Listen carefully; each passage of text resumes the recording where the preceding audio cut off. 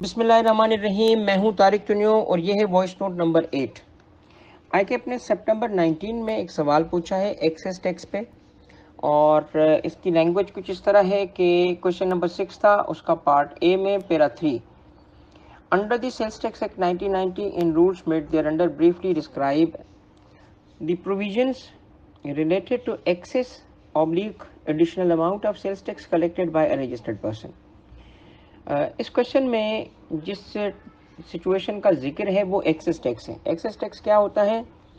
जिस केस में दो सिचुएशंस आती हैं। पहली सिचुएशन ये कि किसी ऐसी प्रोडक्ट पे टैक्स कलेक्ट हो जाए जिस पे टैक्स था ही नहीं, सिरे से टैक्स था ही नहीं, या फिर टैक्स तो था मगर कम रेट पे था, हायर रेट पे टैक्स कलेक्ट हो जाए।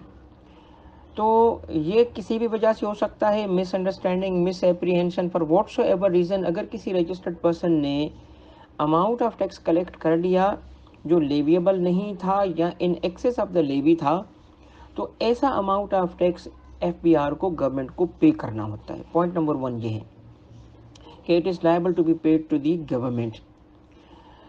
Number 2, second point excess tax का ये है कि अगर वो पे नहीं करता तो उस केस में जैसे आम टैक्स उसका अपना होता है, लेविएबल टैक्स था, ये तो गलती से कलेक्ट हुआ ना, जो गलती से नहीं, जो हकीकतन उस पर था, वो अगर वो पे नहीं करता तो उसके साथ क्या करते हैं, उसे एरियर कहते हैं। एरियर का मतलब ड्यू डेट गुजर चुकी है और फिर भी उसने पेमेंट नहीं की, तो उसे रिकवर किया जाता है। रिकवरी के सारे तरीके अपनाए जाते हैं, मसलन बैंक अकाउंट अटैच करना, प्रॉपर्टी फ्रीज कर देना, बाय फोर्स कलेक्शन जिसको कहते हैं। तो अगर एक्सेस टैक्स वो पे नहीं करता तो उसे एरियर डिक्लेयर किया जाएगा, एरियर बन जाएगा, एरियर ऑफ टैक्स, और अकॉर्डिंगली उसे रिकवर किया जाएगा। ठीक है, ये हो गए 2 पॉइंट।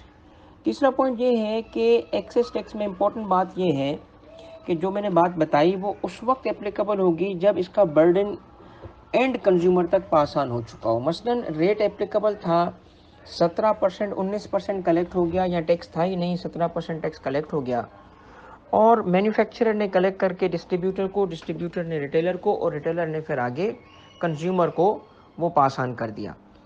तो इस केस में ये रिकवरी होगी और एफबीआर को पे भी होगा, नहीं पे करेगा तो रिकवर करेगा। मगर इस केस के अलावा अगर मैन्युफैक्चरर ने पे किया और डिस्ट्रीब्यूटर ने मना कर दिया कि जी मैं तो नहीं दूंगा क्योंकि ये तो है ही नहीं, तो इस केस में ये एक्सेस टैक्स की कैटेगरी में शामिल नहीं होगा, क्योंकि एंड कंज्यूमर तक जाना इसका ज़रूरी है।